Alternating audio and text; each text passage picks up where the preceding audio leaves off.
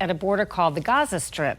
Here in the U.S., at least 4 million people have crossed illegally, a large number young men, convicted criminals, and even terrorists.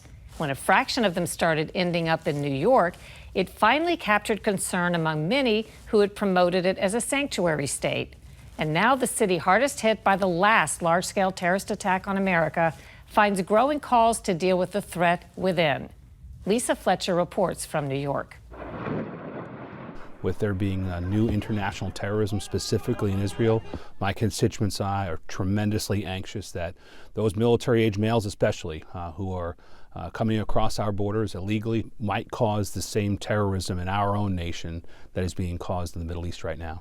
Congressman Nick LaLota is worried that an attack like that in Israel could happen here, because the threat is already within the gates. I'm extremely concerned right now that America has lost its focus specifically as it relates to the southern border and allowing folks into our country who might seek to accomplish an event like 9/11. At least 160 people on the terror watch list were stopped by Border Patrol for trying to cross from Mexico to the U.S. illegally this year. That's a sharp increase over 98 people during the previous year. For those who do cross over illegally, many find safe haven in sanctuary cities that have promised not to cooperate with federal officials to deport them.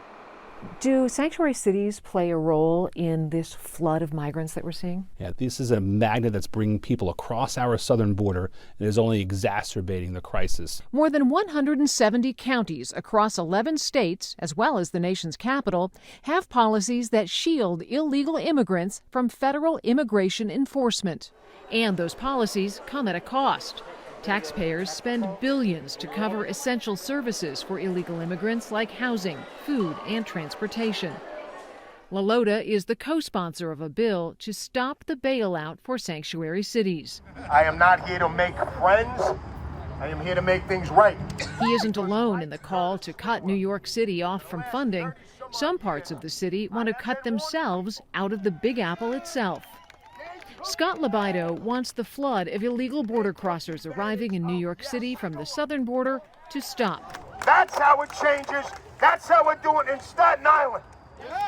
Libido is from Staten Island, one of the 5 boroughs that make up New York City. Ground zero is Texas with this whole illegal immigration thing.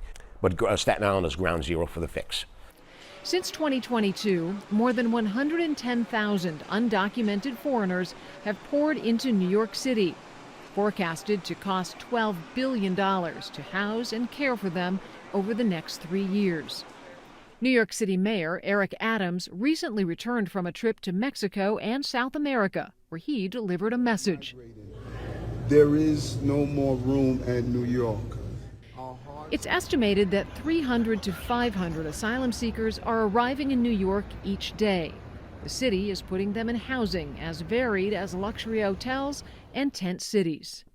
When those spaces filled, some landlords capitalized on the crisis. 94-year-old Korean War veteran Frank Tomorrow was one of more than 100 seniors kicked out of their senior center in March. He now lives with his daughter. The building owner reportedly found it more profitable to take a city contract to house illegal immigrants. A lot of people are looking at this from the outside and they're saying, here's a man in his 90s, and now he's displaced from his home. They let me down, the politicians and all. I don't think it was right. Some Staten Islanders are making a startling pitch to secede from New York City and set up their own city government. From Congressional Representative Nicole Malatakis. Let Staten Island secede. To Staten Island Borough President Vito Fossella. As somebody who supported secession in the past, it's got to be a serious, deliberate conversation. Staten Island isn't the only borough feeling the sting. Queens, nicknamed the world's borough because it's the most diverse county in the U.S., is bearing the brunt of the illegal immigration crisis in New York, with at least 39,000 settling there since last year. Tucked behind this brick wall is a tent city, built on the grounds of a state psychiatric center. It houses about 1,000 illegal immigrants per night. There was no plan for this. We're expected to deal with it and accept it and roll over and play dead. Joe Concannon is a retired New York City policeman and lives in the neighborhood. Like Scott Libido, Concannon is also rallying his community to push back against unenforced immigration laws. It's bad enough we have the president who's not supporting border security and starting this from its beginning, right?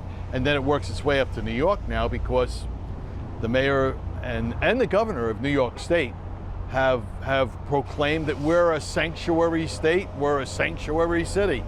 You know, this isn't law. Back on Staten Island, Scott Libido encourages the asylum seekers to go home and fight for the freedoms that Americans enjoy. What happens tomorrow if 1 billion asylum seekers want to come here? Just let them in? Where's the limitation?